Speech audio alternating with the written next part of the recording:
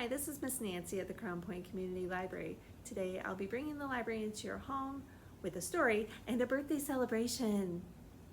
The author whose birthday we're celebrating today is Beverly Cleary.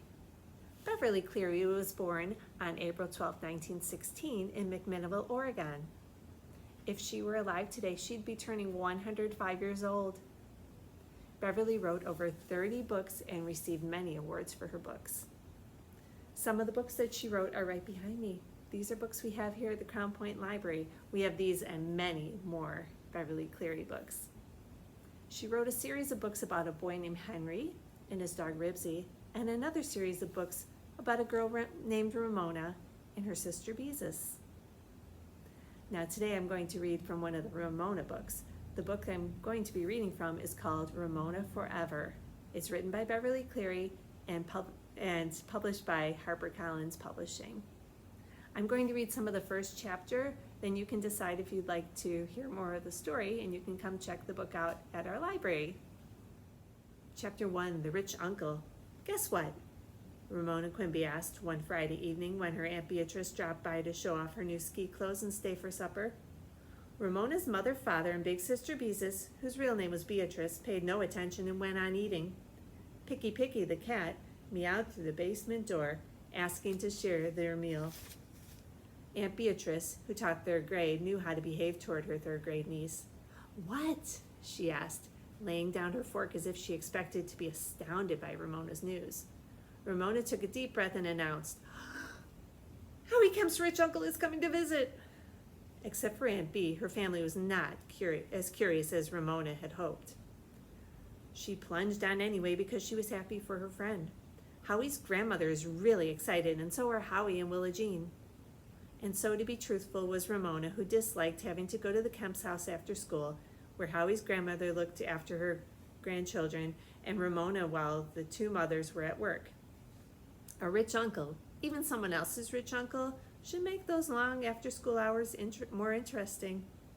"I didn't know Howie had a rich uncle," said Mrs. Quimby. "He's Howie's father's little brother, only now he's big," explained Ramona. "Why, that must be Hobart Kemp," said Aunt Beatrice. "He was in my class in high school." "Oh, yes, I remember. That boy with the curly blonde hair who played baseball," Mrs. Quimby motioned to her daughters to clear away the plates. All the girls said he was cute. "That's the one," said Aunt Bee. "He used to chew licorice and spit on the grass to make the principal think he was chewing tobacco like a professional baseball player, which was what he wanted to be." "Where's this cute licorice-chewing uncle coming from, and how did he get so rich?" asked Ramona's father, beginning to be interested. "Playing baseball?" "He's coming from..." Ramona frowned. "I can't remember the name, but it sounds like a fairy tale and has camels. Narnia? Neverland? No, those names weren't right." "Saudi Arabia," said Beezus, who also went to the Kemps after school. Being in junior high school, she could take her time getting there. "Yes, that's it." Ramona wished she had remembered first. "Howie says he's bringing the whole family presents." She imagined bags of gold like those in the Arabian Nights, which Beezus had read to her. Of course, nobody carried around bags of gold today, but she enjoyed imagining them. "What's Howie's uncle doing in Saudi Arabia?" asked Mr. Quimby, "besides spitting licorice in the sand?" "Teddy, don't be silly," said Ramona. "I don't know exactly." Now that she was the center of attention, she wished she had more information. "Something about oil. Drills or rigs or something?" "Howie understands all about it. His uncle earned a lot of money." The Quimbys were a family who had to worry about money. "Oh, that kind of rich," said Mr. Quimby. "I thought maybe a long-lost uncle had died and left him a castle full of servants, jewels, and rare old wines." "Daddy, that's so old-fashioned," said Ramona. "That's only in books." The conversation drifted off, leaving Ramona behind. Her father, who would earn his teaching credential in June, said he was inquiring around for schools, that needed an art teacher, and he also told about the problems of the men who worked in the same frozen food warehouse where he worked on weekends at below freezing temperatures. Mrs. Quimby told about two people who had gotten into an argument over a parking space at the doctor's office where she worked. Aunt Bee talked about a man named Michael, who had invited her to go skiing and was the reason she had bought new ski clothes. Beezus wondered aloud if Michael would ask Aunt Bee to marry him. Aunt Bee laughed at that, saying she had known him only 2 weeks. But since this was January, there were several months of skiing left, and there was no telling what might happen. No more was said about Howie's uncle that evening. Days went by. Uncle Hobart didn't come and didn't come. Every evening, Mr. Quimby asked, "Has old Moneybags arrived?" And Ramona had to say, "No." Finally, one morning, as Ramona and Howie were waiting for the school bus, Ramona said, "I don't think you have a rich uncle at all. I think you made him up." Howie said he did too have a rich uncle. Even little Willa Jean, when Ramona went to the Kemps after school, talked about Uncle Hobart and the presents he was bringing. Ramona informed Howie and Willa Jean rather crossly that her mother said it wasn't nice to talk about other people's money. They paid no attention. After all, he was their very own uncle, not Ramona's, and went right on talking about Uncle Hobart this and Uncle Hobart that.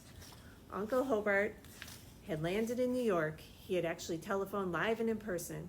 Uncle Hobart was driving across the country. Uncle Hobart was delayed by a storm in the Rockies.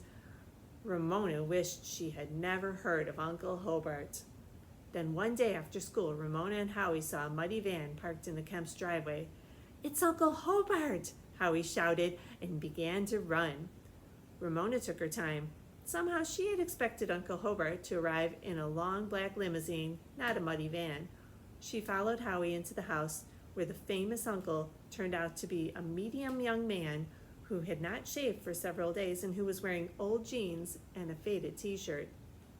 He was holding Willa Jean on his lap. The warm, sweet smell of apple pie filled the air. "Down you go, doll," said Uncle Hobart, lifting Willa Jean to the floor and grabbing Howie in a bear hug.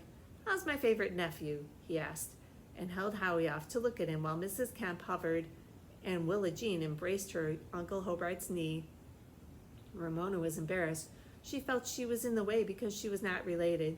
She sat down on a chair, opened a book, and did not read. She studied Uncle Hobart, who didn't look rich to her. He looked like a plain old man. A big disappointment. Willa Jean let go of her uncle's knee. "See what Uncle Hobart brought us?" she said, and pointed to a pair of objects that looked like 2 small sawhorses, each holding a red leather cushion. Willa Jean sat astride one. "Giddy up, you old camel," she said, and informed Ramona, "This is my camel saddle." "Hey, a camel saddle," said Howie when he saw his present. He imitated Willa Jean. After a few more giddy-ups, there was nothing more to do with a camel saddle except sit on it. "Pooh, who wants an old boring camel saddle?" Ramona wanted to say, at the same time wishing she had a saddle to sit on these winter days when she liked to read by the furnace outlet. So that's the beginning of Ramona Forever. You can come check this one out here at the Crown Point Library. We have many more Beverly Cleary books here at the library. Please remember to visit our website, www.crownpointlibrary.org. Thanks so much for listening. Happy birthday, Beverly Cleary.